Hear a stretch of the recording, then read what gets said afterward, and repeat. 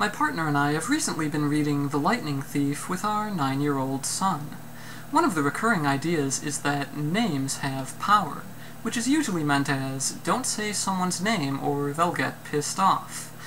While it initially seemed absurd that Greek gods and other creatures would somehow be okay with people talking about them as long as no one uses their actual names, it's more likely that this is just a literary device to allow these newly renamed figures to be included as characters in their own right, without triggering too many of the cultural associations that have become attached to their usual names. But in looking into what names have power might mean, I found that this was actually a somewhat common idea. One person cited the Genesis myth of Adam naming every animal as an example of the act of naming symbolizing one's power over the thing being named. This is just a specific instance of a more general kind of power. There was already an imbalance because animals typically lack the ability to assign or comprehend names in the same way as humans. While the actual act of naming is an expression of this power, it's not central to it. It's a symptom, but not a cause. Elsewhere, the American druid Isaac Bonowitz listed the law of names as one of many laws of magic. As he explained it, knowing the complete and true name of an object, being, or process gives one complete control over it. Knowing the complete and true name of something or someone means that you have achieved a complete understanding of its or their nature.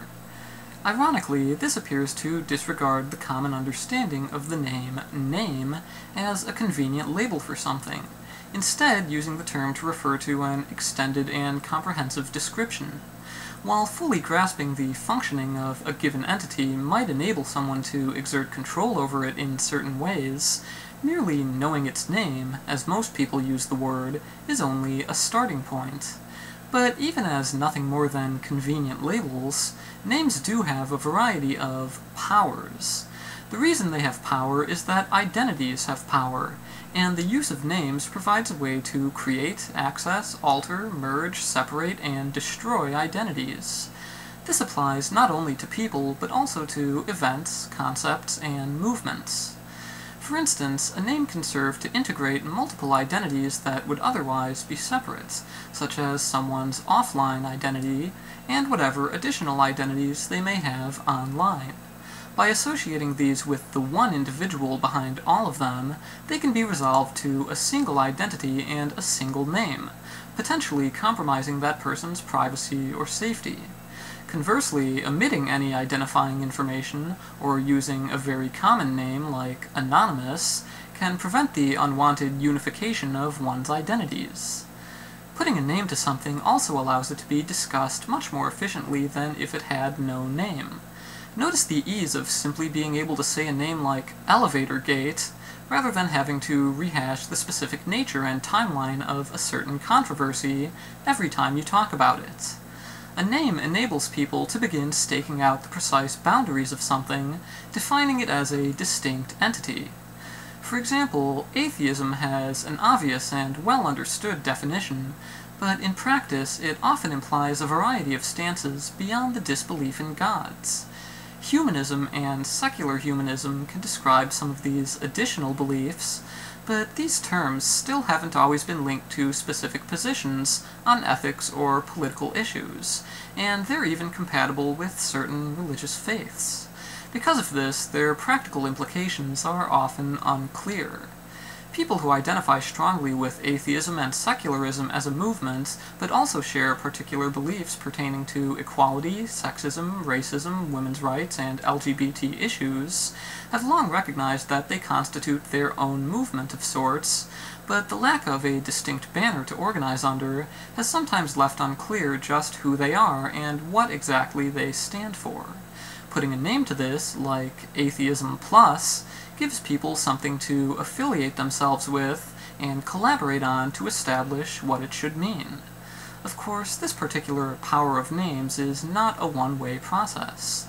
The use of names can clarify and distinguish ideas and movements, but the ways people use and misuse them can also make their meaning much less clear.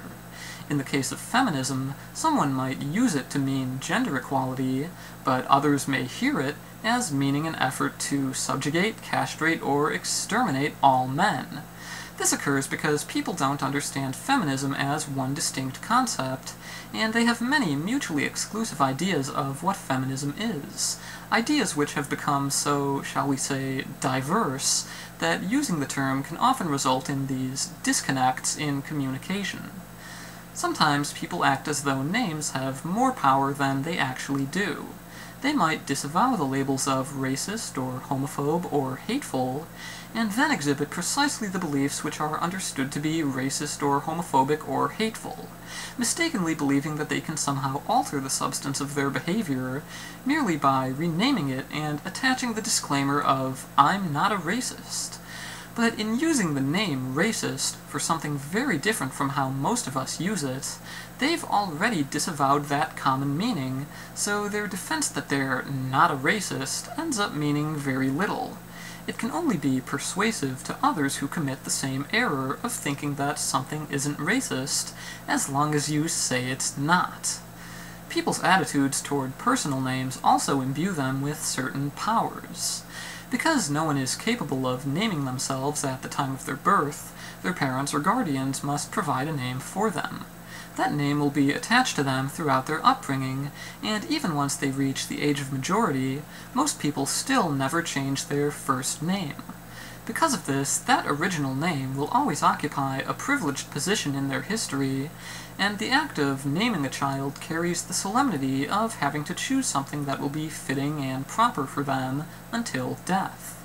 Changing your own name means rejecting these norms, and many people aren't comfortable with that. When we do change our names, some people see these newly chosen names as somehow less authentic than the original name. Because they're no longer something that we're tied to for life, people might treat them as simply capricious, with no more significance than a change of hair color or a 20-something's ill-considered decision to get a tattoo. At the same time, a chosen name takes on additional meaning in the case of transgender people. Because names are usually gendered, and gender is seen as one of the most fundamental aspects of our identity, changing your name to that of another gender is a declaration of not only who you are, but what you are. The popular notion of one's original name being a real name can cause serious problems here.